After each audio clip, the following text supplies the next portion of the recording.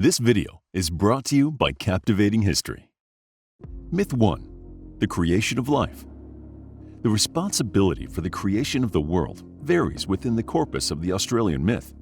In some myths, the creator is the rainbow serpent, while in others it is the god Bayami. In this first myth, Bayami passes the responsibility for creating life to Yi, the sun goddess, who is not herself created but exists in a kind of suspended animation until awoken by Bayami. Except for the plants, which Yi calls into existence by walking across a barren world, all living things are brought forth from caves under the ground. At the very beginning of the world, everything lay under a blanket of darkness. Darkness enveloped the plains and the mountains. Nothing stirred, nothing moved, not even the tiniest breath of wind. There was no sound and no light, only darkness and silence and waiting. In a place far, far beyond the earth, Yi slept. The sun goddess slept in the darkness. Like the earth, she waited in darkness and silence. Out of the darkness and silence came Bayami. He went to Yi and whispered in her ear, "Yi, awake! The world is ready to have life. You must awake." Yi heard the whisper of Bayami, and she awoke. When she opened her eyes, the whole world was flooded with light. Yi could see the mountains and the plains, and her breath stirred the still air, making the first breezes blow. Yi began her walk on the Nullarbor Plain, and wherever she went, plants of all kinds began to grow. As she walked, grasses and flowers, trees and shrubs all sprang up, and soon the plains and the mountains were full of green and growing things, and many colored flowers glowed among the greenery. When the plants of all kinds were growing everywhere, Yi rested. And after she had been resting for a while, Bayami again spoke to her. "Yi, the world needs yet more life. Go under the earth. Go deep into the caverns under the ground and see what life may be created there." Yi heeded the call of Bayami. She went into the caverns under the earth. The spirits who lived there cried out at the flood of light Yi brought into their domain. "Why are you here?" they cried. "Leave us in peace. Leave us our darkness and let us sleep." The voices of the underground spirits did not deter Yi. She walked through all the underground caverns, and wherever she went, a myriad of insects came forth. Creeping insects, flying insects, insects with many-colored bodies and many-colored wings all came skittering and chittering out of the darkness of the caves. Then they went above ground to live among the plants that Yi had created. When Yi was done calling forth the insects, she left the caverns beneath the ground, leaving the spirits to their darkness, and then she went home and rested for a time. After her rest, Yi again went forth. She went into another deep, dark cave, one that was full of ice. Yi's warmth and light melted the ice, and from this cave came snakes and lizards that slithered and crawled up to the surface to live among the plants and insects there. The melted ice flowed out of the cave in a mighty rush. It became a river flowing peacefully across the land, and the river was full of all manner of fish. When Yi saw that the snakes and lizards and fish were settled in their new homes, she went back into the cavern again. The reptiles and insects watched her create yet more life. In this cavern, Yi found things with feathers and things with fur. Soon birds of all kinds were flying out of the cavern to join Yi's other creatures, and animals of all kinds ran out into the new world with them. Bayami looked at all that Yi had created and was pleased. "You have brought life to my world," he said. "Everything you have made is very, very good." Yi then gathered all the living things together and explained that there would be different seasons. There would be seasons that were colder and seasons that were hotter, and they would follow one another by turns. She also explained that soon light and darkness would follow one another just as hot and cold would. Yi said to her creations, "My work here is done. I must go and live in the sky now. I will still give you light and warmth and life, but I must do it from far away." Then Yi rose up into the sky, where she became a bright ball of light. She went into the western sky, where she began to walk down toward the horizon. As she walked down, her color changed and her light began to dim.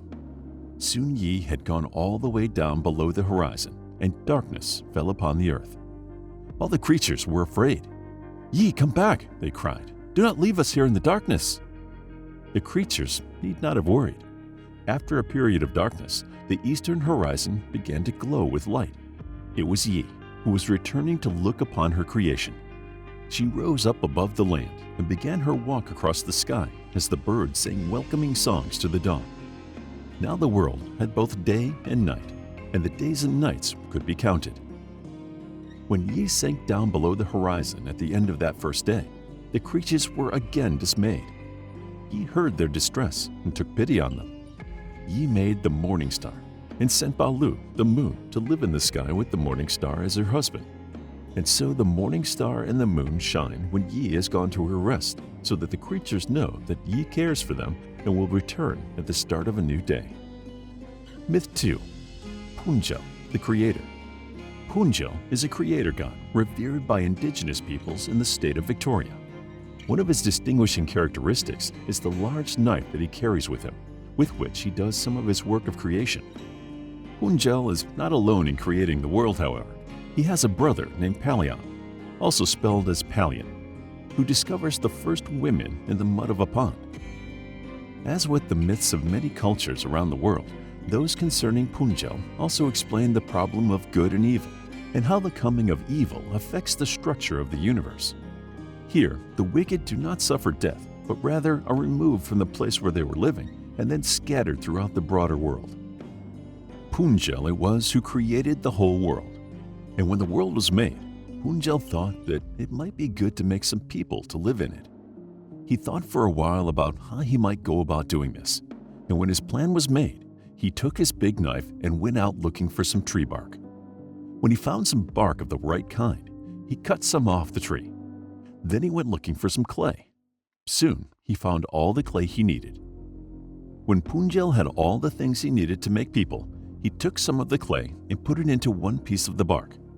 He worked the clay until it was just the right consistency. Then he split the clay into two pieces and put one piece of clay into each piece of bark. Punjel began to shape each bit of clay into a man. He started by making the feet, then the legs, then the body. Punjel kept working until his clay men were completely formed. Once the men were made, Punjel looked at them and saw that they were very good. Punjel put the pieces of bark that held the clay men in them onto the ground, and he danced all around them. Punjel then looked again at the men he had made and saw that they needed hair. So he went and cut some bark from a different tree and made it into hair for the clay men. To one man, he gave straight hair, and to the other, he gave curly hair. This also was very good, and it delighted Punjel, so that he danced around the clay men once again. When that was done, Punjel again went over the bodies and made sure that the clay was in just the right shape to be a man. Then he went and breathed into each clay figure, first into their mouths, then into their noses, then into their navels. He breathed very hard into the clay men, and they came alive and took breaths of their own. Punjel saw that the clay men had become living creatures, and so he danced around them again. Then Punjel gave each man the ability to move and taught them how to speak, and that was how the first men were made, back in the dream time. Now Punjel had a brother named Palian, and Palian was the ruler over all the waters. He liked nothing better than to wade in the streams and in the surf, or to dive down to the bottom of lakes and of the ocean. One day, Palian was paddling about in a pond and delighting in the movement and sound of the water, and his play stirred up a great quantity of mud. Soon the mud was so thick in the water that Palian could no longer see through it. Even with the thickness of the mud in the water, Palian caught a glimpse of something as he continued his play. He looked closer and saw what looked a bit like the hand of one of the men Punjel had made. Palian made a hook out of a twig and fished about in the water. He pushed the water aside and saw that there were two figures in the mud of the pond. They looked almost the same as the men Punjel had made. They had heads and arms, bodies and legs, but they weren't exactly like Punjel's clay men. Palian had found the first women, who had been made by his play in the waters of the pond. Palian brought the women to Punjel, who was very pleased with them. He gave one woman to each man and then began to teach them how to live. Punjel gave each man a spear, and to each woman he gave a digging stick. He taught the men how to hunt and the women how to dig for yams and other good things to eat. Punjel and Palian taught the women and men how to live for 3 more days. At the end of the 3rd day, they all sat down together, and when they were seated, a great wind blew up. The wind blew and blew, and a great storm began. The wind and the storm took Punjel and Palian away up into the heavens, and that is where they stayed.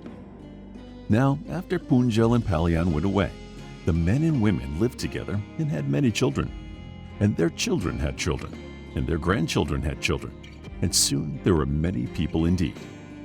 For a long time, the people lived well and behaved well, but there came a time when many of the people became wicked and delighted in doing bad things. Punjel saw what the wicked people were doing, and it made him very angry. Punjel went down to the earth and caused a great whirlwind to blow.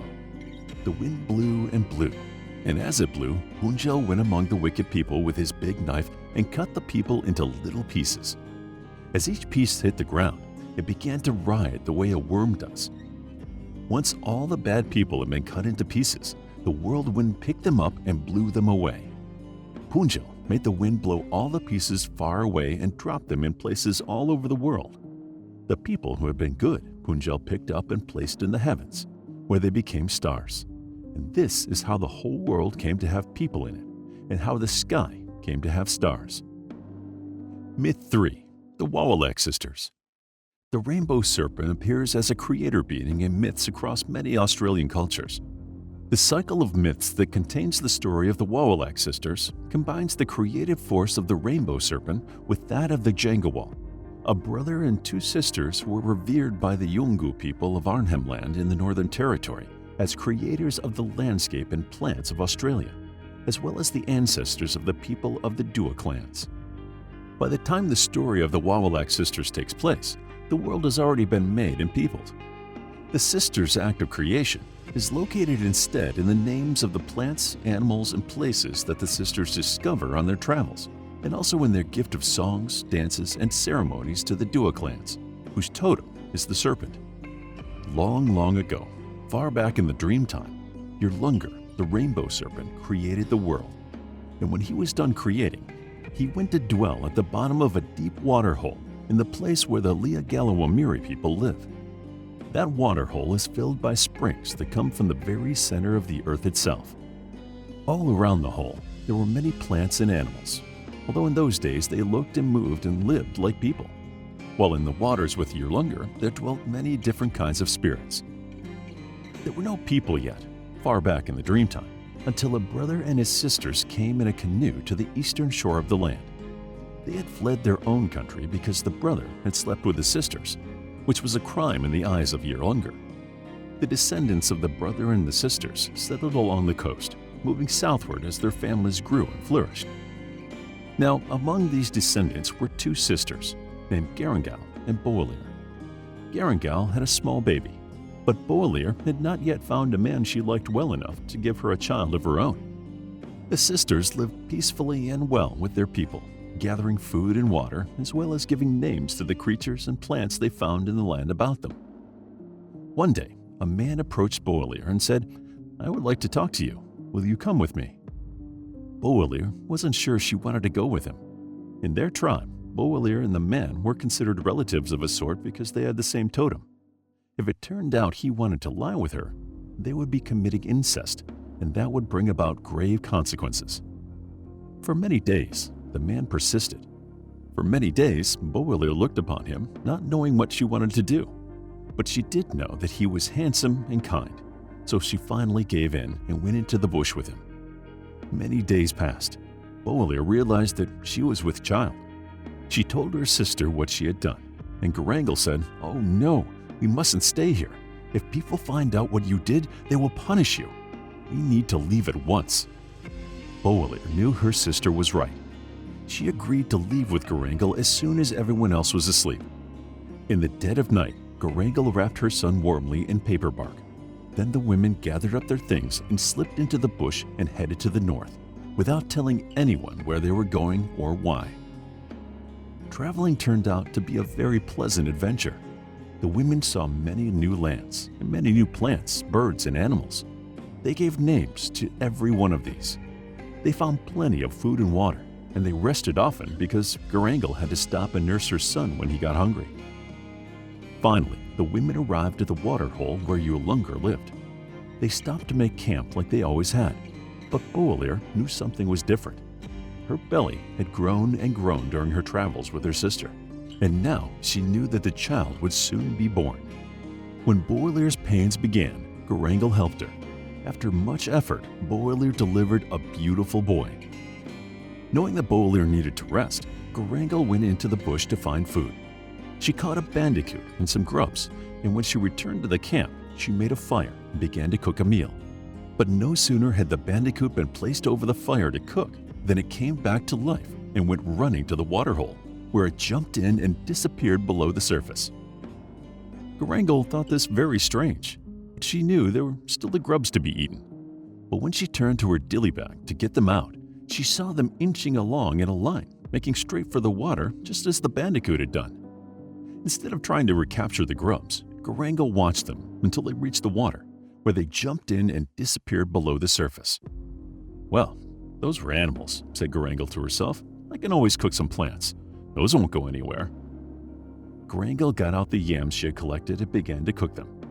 But no sooner had the heat of the fire touched the skins of the yam than they too went wriggling away and then dove into the watering hole, just as the bandicoot and the grubs had done. That was very odd indeed, thought Garangle.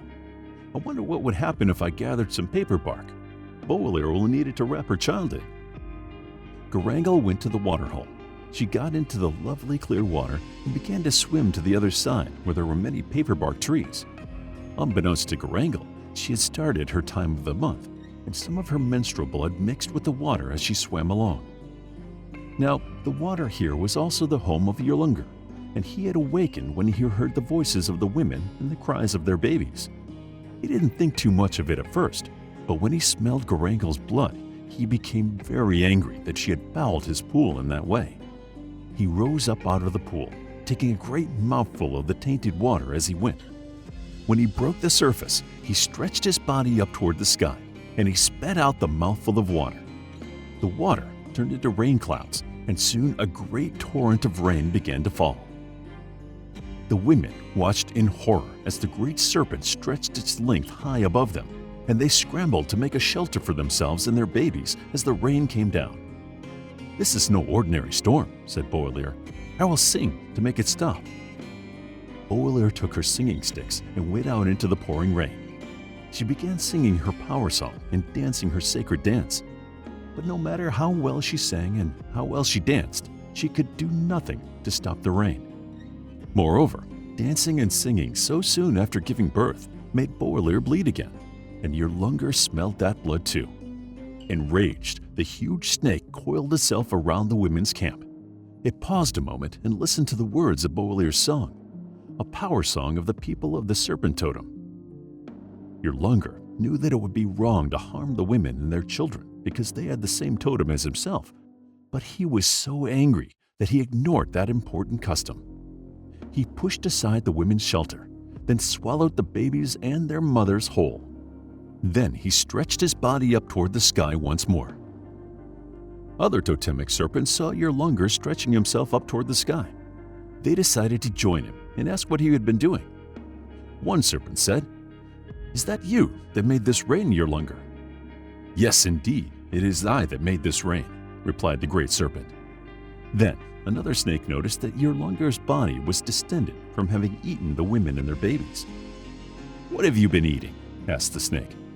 "Oh, nothing really," said Yolunga, who was now feeling guilty that he had violated an important custom and was worrying about what the other snakes would say. "That's an awfully large nothing," said a third snake. "Come now, tell us the truth. What did you eat?" Yolunga hesitated. Yet another snake insisted that he tell them what he had eaten. Finally, after all the snakes had demanded that Yolunga tell them what was in his belly, the great snake said, "Fine, I'll tell you. I ate those women and their babies, the ones that were camped near my waterhole." The other snakes stared at Yolunga, disgusted. "You ate your own sisters? And your own sisters' children? How could you do such a thing?" said the first snake who had spoken. "Yes," said the other snakes. "How could you do that? You yourself made it a law that totemic serpents must not eat the serpent people, but you ate both the women and their children besides. Angry and ashamed, your Lungar crashed his great body back down to the earth. Now, some say that he vomited up the women and their children right then and there, while others say he spat the women out in a different place where they turned to stones, while keeping the children in his belly. But all agree that the women sent dreams to the wise men of their tribe, dreams that told their story and explained the songs, dances, and ceremonies that must be done in their honor. And this is how Garangal and Boalir gave important knowledge to the serpent people.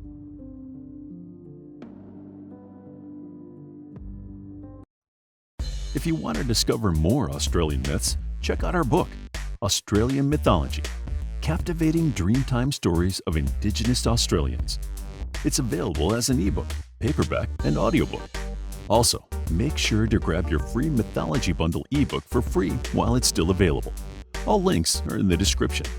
If you enjoyed the video, please hit the like button and subscribe for more videos like this.